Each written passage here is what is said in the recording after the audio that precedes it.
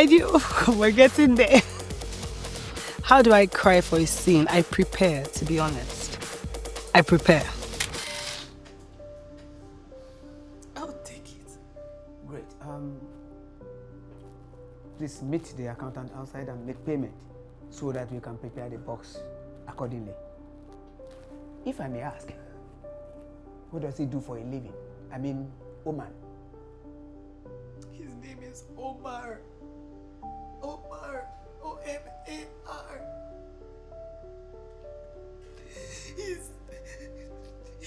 He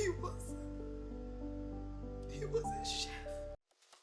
And this is how I prepare, just like how I broke down method acting in understanding the story from still maintaining Sarah, from how we start as who Sarah is to what is happening in this corner of Sarah's life, because the film cannot be Sarah's entirety unless we start the story from when Sarah was born till when Sarah died. Even that, we would not tell her large existence all the time. Sometimes we'll meet her midday, sometimes we'll meet her at night when she's going to sleep, sometimes we wake up and travel with her.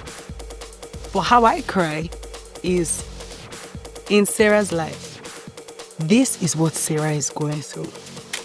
I would start by preparing for the whole film. That's for the whole production, which is from reading, understanding, and then becoming. So to cry, you have to become.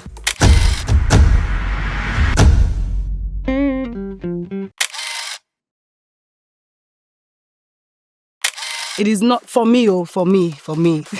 Before people will say, but that's not what I do. For me, what I do is I leave myself. If you ask if you ask any of my friends, close friends, they'll tell you when I'm going on a set that requires me to be emotional, I will tell you, I'm not going to keep in touch. I'm not going to be available. I will text you in between, and that's in between days. And if you're in my house, you know that I'm probably not going to be the person that left the house in the morning. When I'm leaving the house, I'm not probably the same person coming back. And sometimes I'm gone. I'm mentally gone for days. So you would see my look, because I've noticed this about myself. I don't look like myself. Wait, what? I don't understand. I don't understand too. This woman's husband died. She says her husband's name is Ramon Williams. I think she's confused because she just stayed over Omar and kept saying that it's her husband, it's her husband. Oh my goodness, Ruth. I can't even imagine what you're going through. I look like the character. I stay there because the truth is, if you're going in and out after I see you stuff, when you're on the director, wait, let me get there, because you left. You were no longer. So now what I do is I just stay there. It's easier. It makes the performance seamless for me, because that way, from the first days I usually struggle sometimes through scenes because that's when I'm breaking in. It used to be harder before, but I think with acting that I have noticed with myself is the more I do it, the deeper I get. I wouldn't say better, because I think that performance is inside. So it's as far as you dig. You keep digging, you keep finding. But if you don't dig, you don't find. So you have to look for stories that make you go and look for the performance. Because if the story is not deep, there's nothing to give. That's why sometimes you would see that somebody's performance was so strong. You're like, it could have been more, but then the story wasn't more. You get? So I stay in the depth of the story. So I disconnect from Tope as much as I can, because it's also beautiful to know how I could just cry. Sometimes I don't know. I cannot say, and it's not like I'm trying to hide it. I can't say, oh, this is what I do.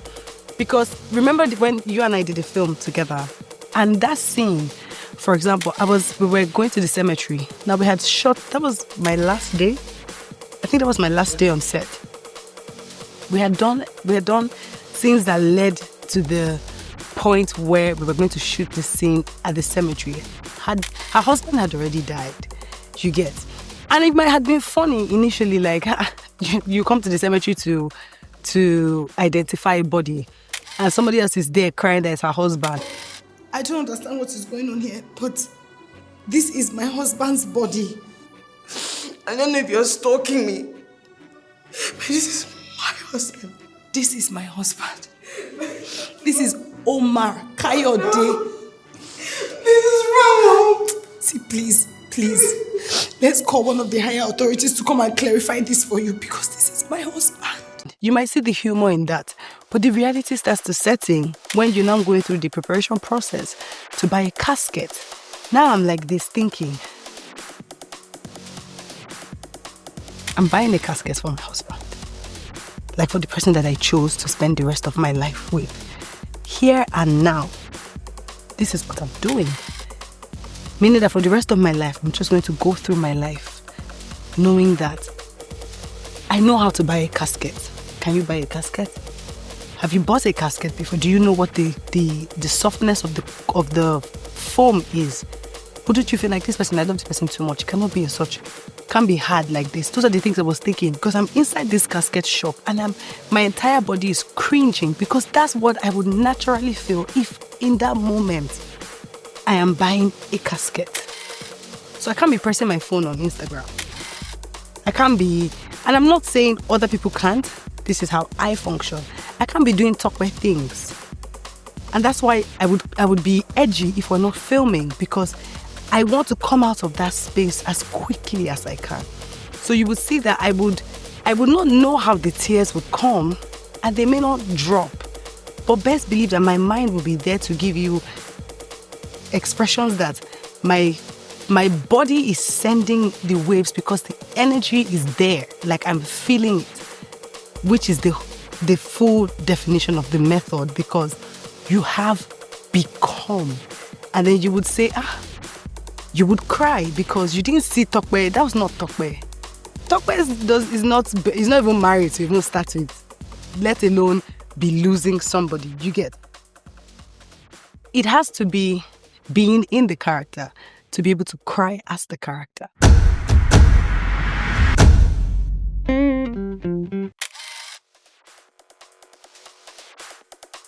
So when you break it down to scenes, it's easier than crying when it is for a whole story. Wake up! Mama, wake up! Wake up! Mama, wake up, baby, please! You know how they say live in the moment because tomorrow is not promised. I mean, only yesterday is a guarantee because it has happened. So knowing what happened to this character in the scene before and being in that moment by preparing, building the mental journey to where I am now. To be honest, what helps me a lot is if we were lucky enough to shoot in a sequence of everything that led to now, all my days is okay because I'm there. I'm not coming out of it. Every day I'm hard. I'm doing everything that is hard. So as at this moment, I know exactly why I'm feeling all this because I know all the emotions that has led me here. So carrying all the emotions to here, and you tell me, oh, I don't need to cry. I need to because that is what I'm supposed to be feeling at the moment. I'm not supposed to be controlling it. You get, or saving it because it's not my close up. But it's your emotion at that moment, and your emotion is not driven by the shots or the angles of the camera. It's driven by the character's feelings. So you might need to eat more food because crying might give you headache, or you might need to drink more water to stay hydrated. Because sometimes when I cry and I'm dehydrated, I would be there, but you wouldn't see any tears because biologically, the body don't tire. You get. So I always just stay in my before. It helps my now. And also, if I go in a sequence of shooting, after preparing, because I always emphasize preparing, because if you don't prepare for the character, you will have to go and look for an emotion. And I feel like you can't connect to the sadness of the character. The viewer cannot connect to the sadness of the scene if you're stealing the emotion from somewhere. So you would cry that day because guess what? I lost my grandparents 4 years ago. But when we were shooting that scene, in fact, I remember I was on set when I lost them, but I had an emotional scene that I couldn't cry after because Tope was experiencing so much pain that I didn't know how to leave Tope alone.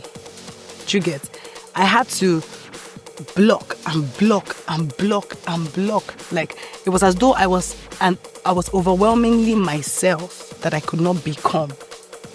And then I had a space on set that I took to now grieve so that I could put Tope in a compartment and become Aisha.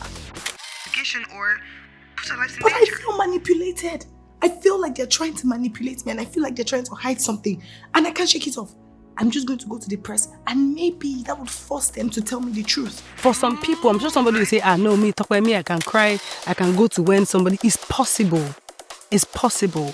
But it doesn't work for me. I don't even know how to do it because I don't want my friends, most especially, to go to the cinema and say, Tope, see you. Just they do like, no, people say they do it with a fight. I think that's poor acting on my part. My thoughts, please, use my words correctly. I think somebody else might not have a problem with it, but I don't want you to watch and feel like you saw me because I'm not playing, it's not a reality show.